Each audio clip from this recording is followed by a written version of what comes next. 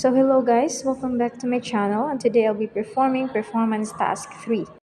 Part 1 for word application, mag-perform kita ng simple mail merge using a certificate of participation. So step 1, mag-create kita ng certificate of participation template. Then i-open nato ang Excel. Then step 2, mag-prepare kita ng list of at least 10 students' names in Excel. Then i-save nato. Step 3, go back to MS Word, i-click nato in mailings, start mail merge letter, select recipients, and use existing list.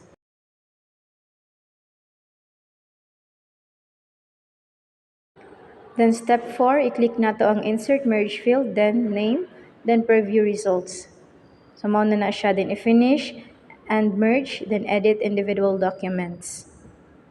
So that's it guys. Amo na dyan si Just. So para di kita mahago og kanang type pa ng mga pangayan, kanay ra siya ang sundo ng mga steps para mas dali magtrabaho ng mga labi na sa certificate of participation. So part 2 for spreadsheet application, perform a simple class record. Step 1, mag-create kita ng class record. Then step 2, mag-create kita ng 5 ka columns for each components, which are the quiz, performance task, project, and exam. Step 3, mag-add na sad kita ng another column for final grade and ato i-calculate ang total quiz, total performance, total project, and exam. So sa pagkuha ng final grade, so ang formula is that equals average. Then i-highlight nato in quiz up to exam. And then that's it. And para di na ka mag-type, ato rin siyang i-highlight paubos.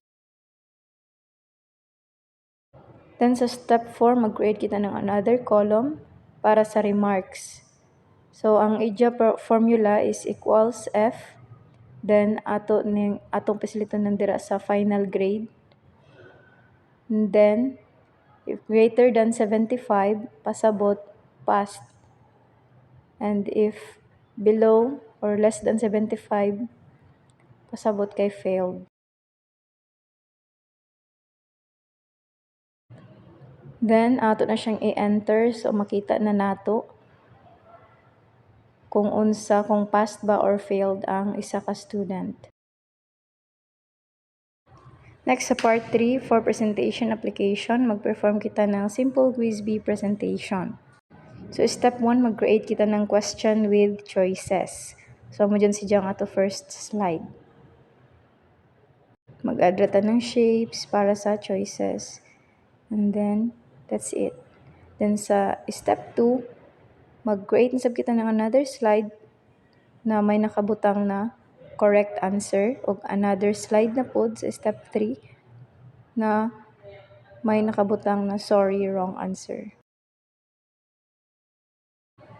Then sa step 4, i-right click ra nato ang kaning choices na sa answer, then i-click nato ang hyperlink. Then sa step 5, ang katong mga answer is ato nang i-click ang action, then hyperlink to either next slide or previous slide.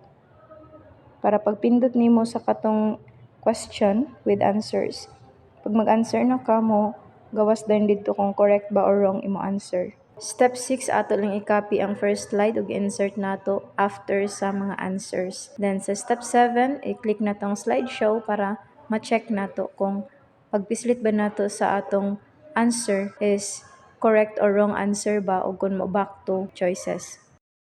So that's all guys. Thank you for watching.